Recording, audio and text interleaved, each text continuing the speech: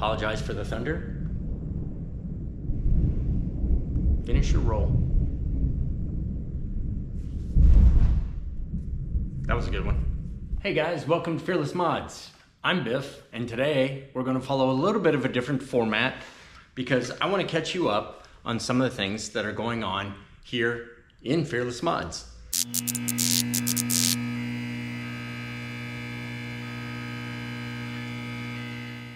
First, let's get into the STI update.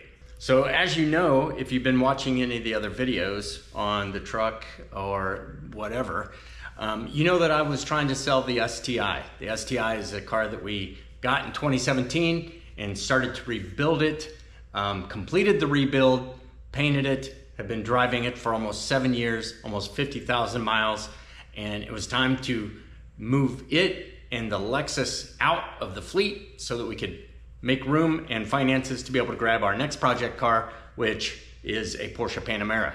So where are we on the STI? Well, I want to tell you that I did a little bit of research on selling salvage vehicles, what I could find out there. And essentially the best I came up with is find the car's value online and mark it at 50% and start there. I had it on Facebook Marketplace. I couldn't put it on AutoTrader because it had a branded title. I had it on the local Air Force Base lemon lot where I've sold plenty of cars throughout the years, and it sat there for about 2 months. I put it there in January and we had some very big storms. The car was completely wrecked by plows driving by it and scooping all kinds of snow and slush and ice and salt on it. Gave it this beautiful ombre look, which we cleaned off. And as we approached the end of our second month on the lot, we finally got a third interested person, I want to say, that ended up buying the car. So how did it go? Well, the car was worth about $24,000 clean title, current condition. That would have meant that a starting price would have been about $12,000. No. And then working down from there. No. So I started up higher and worked my way down, eventually getting the car down to $18,000 on the window in the lot, and finally ended up finding a buyer, a young guy who's into cars, has a bunch of car culture friends with a bunch of cool cars, and he ended up buying it for $17,000. That's about 70% versus 50% as a starting point. I'm really happy to get 70% out of that car after having it for, like I say, almost 7 years and 50,000 miles. A couple differences: buying from somebody who hasn't just bought a salvage car and fixed it up and flipped it, is by having it for that long and driving it that much, the bugs are worked out of it. We've fixed all the kinks and quirks and everything that occurred in the wreck. We've continued to make the thing nicer, as you saw in our 5,000 sub video. And this kid's getting a great car that he's gonna have a lot of fun with for a long time to come. That said, I am definitely gonna miss that car because it was a lot of fun. You can't go wrong with even a stock STI, 305 horsepower, 6-speed manual, so much fun. Next, we have the Lexus IS350 update. Started putting that one up for sale at about the same time. I did put that on AutoTrader, and the first thing I gotta tell you is AutoTrader sucks. I instantly got hit with people that were willing to pay me about what I was asking. I think I initially had it at around $42,000 or $44,000 based on Kelley Blue Book, and people were like, hey, sounds good, when can I look at it? And you start to communicate with them, and then they say, oh, by the way, I need a good VIN report for the vehicle. I'm like, get the Carfax. And they're like, no, I need a much more detailed VIN. Here's a link. Use this and go get me a VIN report. So what I found out after Googling about that is many people out there use that venue to try to fish, I guess, for lack of a better word, for unsuspecting users to go pay this fee for a VIN report. And then, oh, that's not good enough. Go to this other site and pay this fee for a VIN report. Oh, by the way, they work for those links and they're making the money off of those VIN reports that you're getting. It's just a way for them to make money off of those websites and then never end up getting the car from you. So that scam sucked.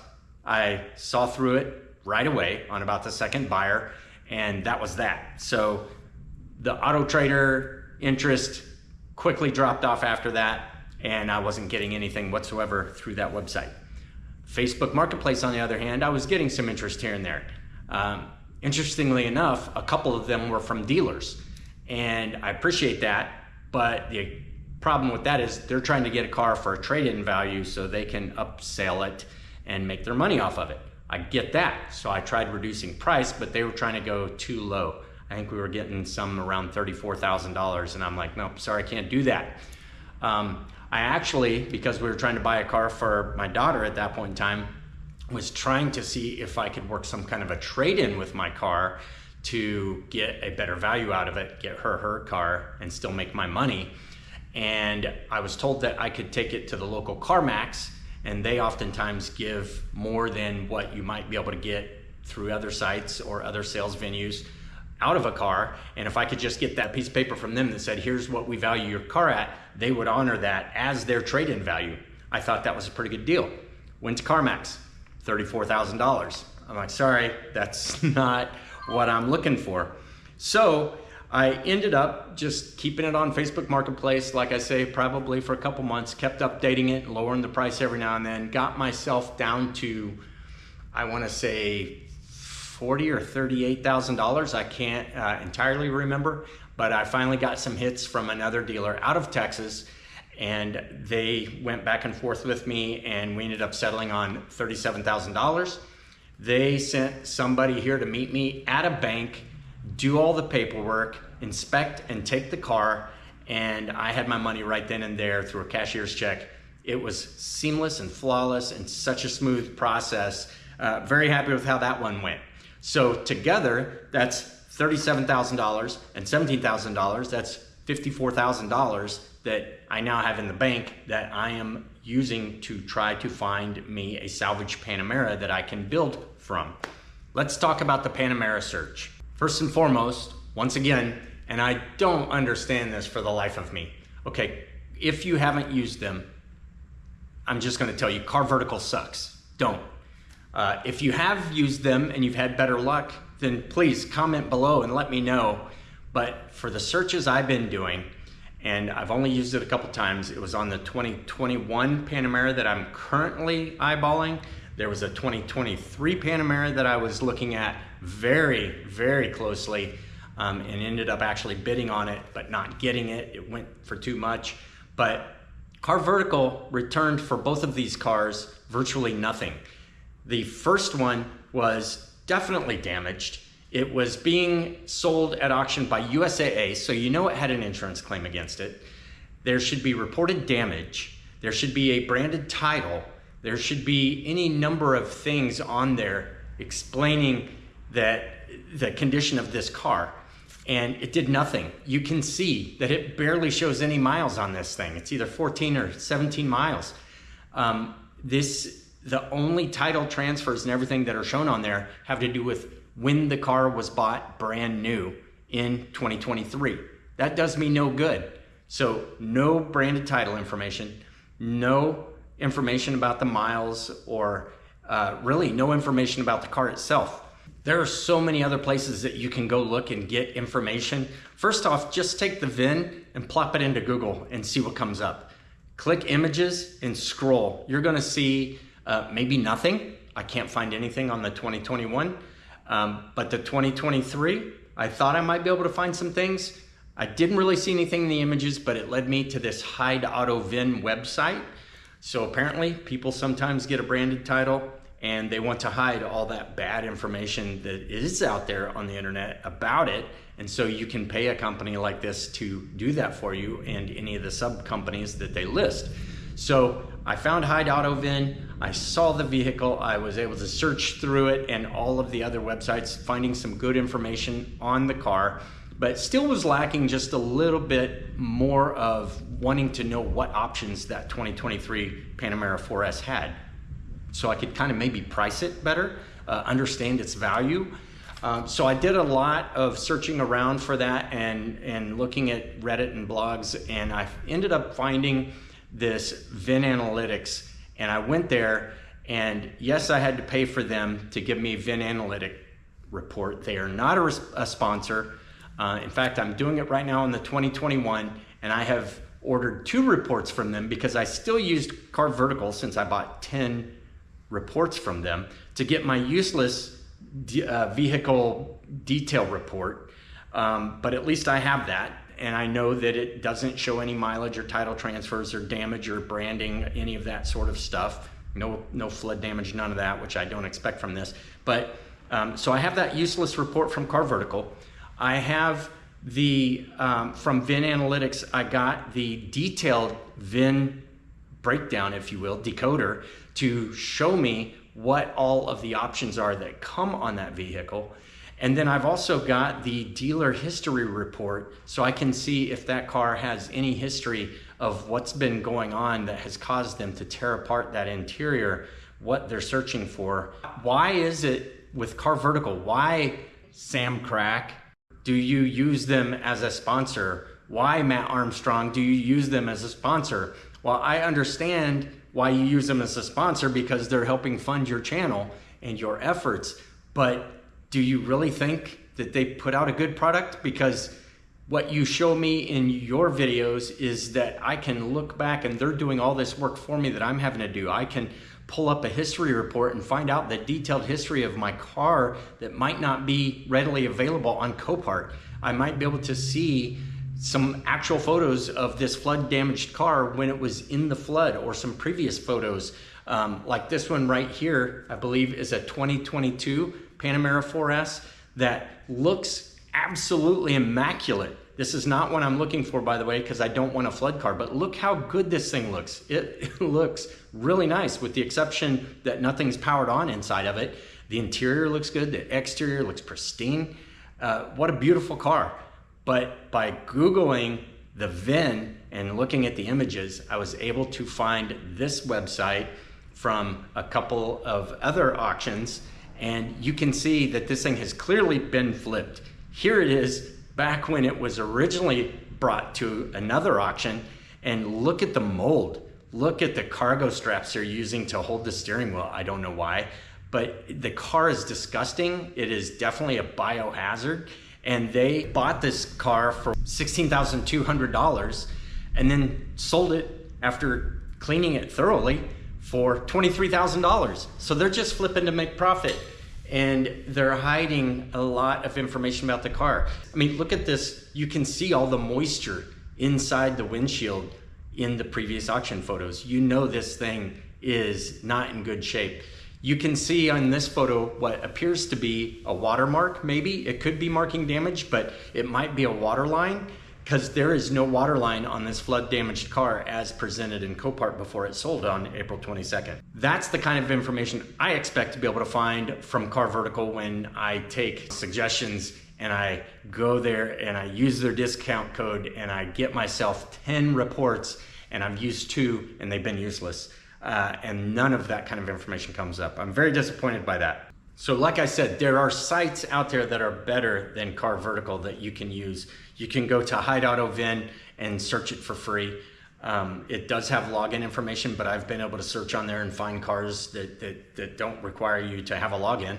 And then go to the other sites that get linked below within that, and you can continue to just keep digging. You can also just, like I say, Google it and look in images, and maybe you'll come up with something like I did on this flood damaged car and find its history. Again, I'm not having luck on the 2021, so I did go to VIN Analytics, and I've downloaded 2 reports from them. So I've spent about $22, $23 today just for that. In addition to the $9 I think I spent for the Car Vertical report. So altogether, I have all 3 reports on that car, and that is expensive, but these are expensive cars, and I really need to understand the history on this car. And I want to know the detailed option sheet so I can make sure I have a good understanding of the car's value when it is complete. I will give you just a little bit of a peek here at us trying to win the 2023 Panamera 4S.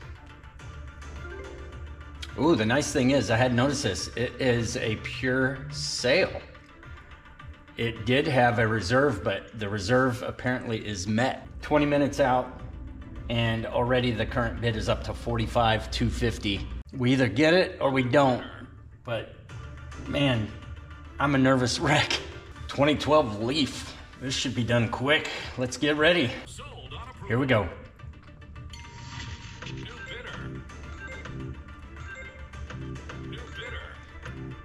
We're climbing. This is a hot bidder.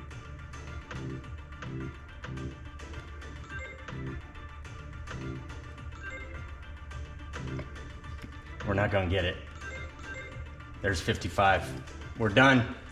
We didn't get it. Oh, it's heartbreaking. That's heartbreaking. Let's see what it goes for. How short we were. Bonus time. 63.5. Too rich for my blood.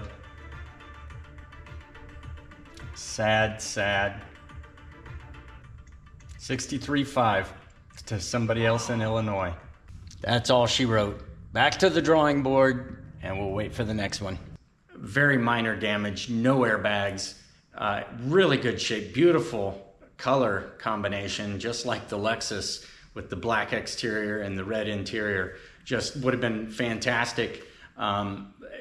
With structural problems like that, and what you see here, I know what I'm getting into. I know what I've got to fix. It's not electrical. And so it definitely was something that I wanted to bring into the shop. Unfortunately, with the $54,000 I had, I plussed that up to 55 and set that as my bidding limit within Copart so that I couldn't go crazy. I was thinking if I could get it for 45,000, it would be a steal. Yeah, no kidding. So they removed the reserve and it went to a pure sale.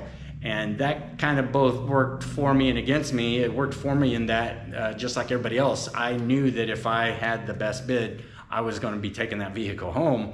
But the problem is, I think that also means that people are willing to maybe bid that little bit extra to beat somebody else who they're in a competition with, because they know that it's going to be theirs if they outbid this other person. It's not going to be coming back on the block in a couple days because the seller said, nope, that wasn't good enough. I think it could have somewhere between $10,000 to $15,000 worth of repairs that need to go into that.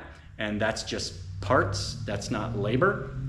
And that's not including any kind of paint that might have to happen. Now we're back looking at the 2021 4S. It has all the same electronic comforts that the 23 had, the wireless Apple CarPlay, all the integration, all the power of the 4S, everything's the same generation. So it would still be a very perfect example of that car that hopefully we can get at, $10,000, $15,000 cheaper.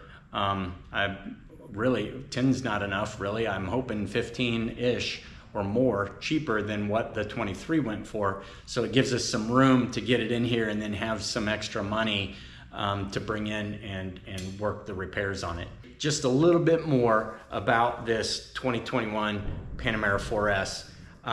I am really confused by the fact that it only has around 6,600 miles, even though it is a 2021. As I look through it and I see that it is just completely torn apart, the center console, the entire rear seat and center console back there, the headliner, the pillar plastics, A pillars, B pillars, C pillars. I can see that the curtain airbags are still there and intact and none of them are blown up front. The front seat airbags are still there. Everything in the car looks good, with the exception of all this stuff just completely torn apart. And then I look at this picture that shows all of the parts on the floor, and I can't tell 100% what's there, what's not. Are my display units missing from the front center and the rear center consoles? I might have to buy those. I got to factor that in. I also have to look at the fact that it's listed as stripped damage. They're not listing what any prior damage might have been at another auction or even prior to coming to this auction. I still don't know yet if it's being sold by an individual, which I would be very wary of, or if it's coming from an insurance company, because it's an upcoming lot. So Copart is still withholding a lot of information from it. Little secret, by the way, in the Copart listing, when it's an upcoming or a future lot, they don't give you the VIN. It has asterisks at the back end of it. However, they always include a photo of the door identification plate that has the VIN on it, so you can grab it from there and go into these sites as I have explained and do your research. But looking around, I noticed in that pile of parts that both of the rear seats have the airbag modules separated from the seat. Maybe that's how it comes apart, I don't know. But looking through the pile of parts, I can't get a real good beat on them, but I think I see them here and this other one. And I'm kind of a little bit confused about why they appear to be a little bit ripped up. Those are the back sides, so I expect there might be some seams in the leather there, but they look a little bit irregular. So I zoom in the back where the back seat is out, and both in the floor and in the seat pan at the back where everything would settle, there's a bunch of what appears to be like just little pieces of foam or something there. And I don't have good enough resolution zoomed in to see if I see any mice droppings, but it makes me wonder, has this 6,600 mile car simply sat for years without being driven, maybe not for bad reasons, and then been infested by mice, and then caused wiring problems that have caused them to actually have to tear into this entire car to try to figure out what's going on? Why the headliner? I don't know. I don't have a good view of that to see if there's any holes in that. Nothing showing me really good holes. There's this one area in what looks like could be a foam insulation in the back that appears that it could be nibbled at, and that might be some of the foam I'm seeing down in there. And then I get to wondering, okay, well, if that's the back seat and there's mice in there doing their thing, have they gotten to those airbags and they like the material in those side rear seat airbags and have essentially nibbled them and ruined them? Because airbags alone can often total a vehicle, and even though these aren't blown, they still have to be replaced. So did this car have a mouse infestation? And is that why they have gone and torn this entire thing apart and gotten it to this phase?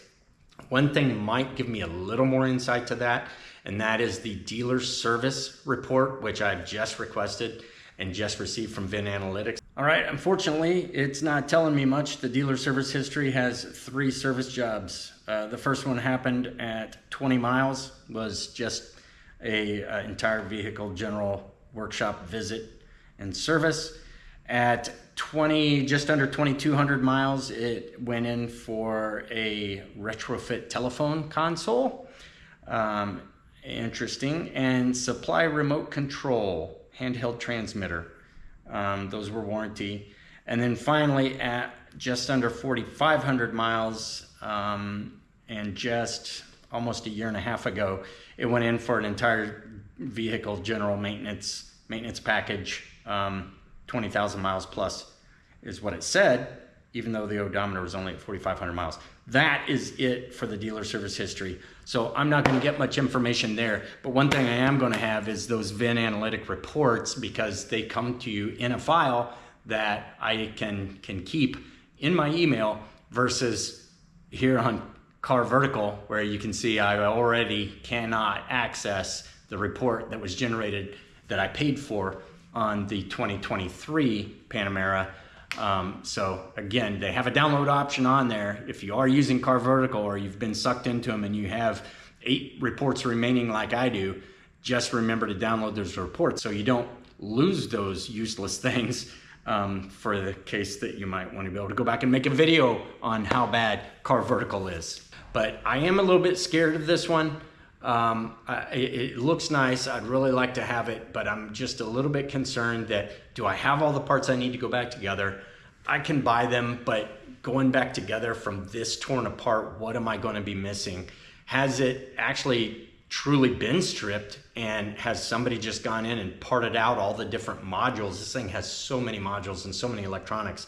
There's any number of things that they could have parted out and sold to recoup some of their money, and I wouldn't see them in that pile there. And I've got to number one, I've got to figure all that out, but I've also got to replace all of that. just makes me a little bit nervous because I can't just look at it and know what the damage is that I'm expected to fix to get this thing back to whole. It's a guessing game. I would bring it in here, I would be spreading parts out, seeing what's there, what's not there. I would have to just put it all together and see what's not working. Why had they torn into it to this level? And then who knows if they've stolen modules or sold off different modules and displays and things like that. I'm going to have to get all that reprogrammed, and that's not something I can do because nothing on this car will work unless it is coded to the car. And I've got to do it in a way where I can get this car back to OEM to be my daily driver in pristine condition. So that's going to be an uphill battle. We'll see if the price at auction makes it a battle I'm willing to take on, or if I just need to set that one aside and wait for the car that's right for me. Here we are, that's the update. Sold the STI, sold the Lexus. Don't use Car Vertical, don't use Auto Trader, and we're looking for a Panamera. No, this isn't intended to be a Life of Palos focused purely on FearlessMods Garage. This is more of just a FearlessMods Garage life of. And but it kind of just walks you through a little bit of what's gone on, what we've got rid of, how those processes went, pitfalls you could avoid, things you should look out for, and hope that you come out with some good results on your own so that you can move on to that next project that you're looking forward to. Anyway, guys, thanks for watching. I hope you enjoy FearlessMods. Please give it a like, reach down there and subscribe if you're not, and we'll catch you again on the next one. And hopefully we'll be rolling a Panamera in here sometime soon. You guys take care.